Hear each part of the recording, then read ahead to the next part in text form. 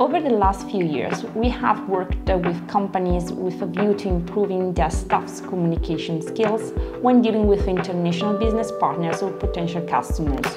The more we teach languages and the more aware we become about the fact that the most of the difficulties companies run across on the international scene are indeed related to communication strategy, either because a lack of it or simply because it's the wrong one.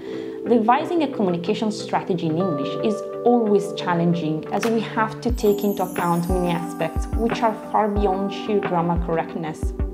In effect, people often fail to realize that languages are more than sets of words, but a means that enables us to connect with the other, or in other words, a common ground where we can share points of view, ideas and experiences.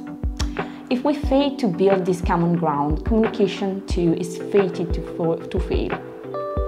I have always been a language enthusiast, but I also know something about business in both theoretical and practical terms, a combo that gives me a privileged stance toward cross-cultural issues.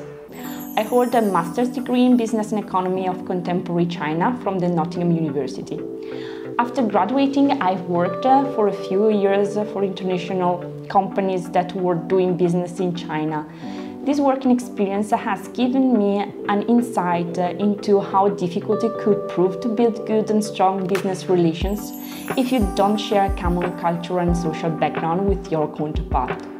In time, I have come to understand that the meaning we attach to words often isn't univocal, as the context adds to our intended meaning to an extent that we may be unaware of and therefore not be in control of.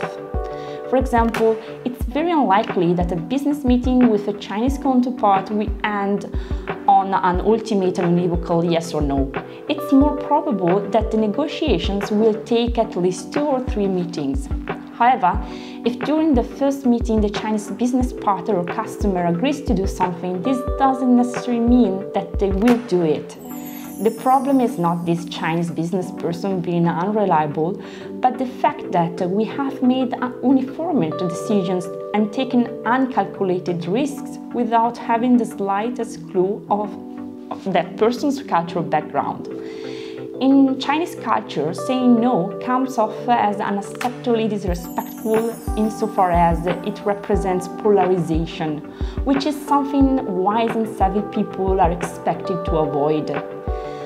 Life itself, as Tao teaches, is a flow that incorporates both negative and positive, darkness and light, hence the uselessness of categories and contrapositions. It is therefore a different mindset to Western ways of thinking, where by contrast clear-cut categories make the basis of logical reasoning. Aware of the cultural clashes from which misunderstandings may arise, at Personal English we have designed and implemented workshops meant to help Western companies, both Italian and multinational, to successfully deal with such matters.